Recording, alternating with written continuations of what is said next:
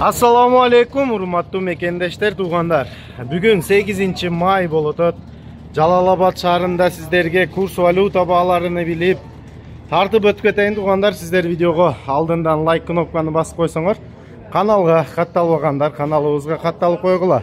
Кани бисмиллахиррахманиррахим. Бүгүнкү курс валютабыз доллар 83.50 экен, рубль 1 сом 6 тыйын туугандар. İçkeriге кирип, жалаң валютчиктерди бааларыны көрөйлү.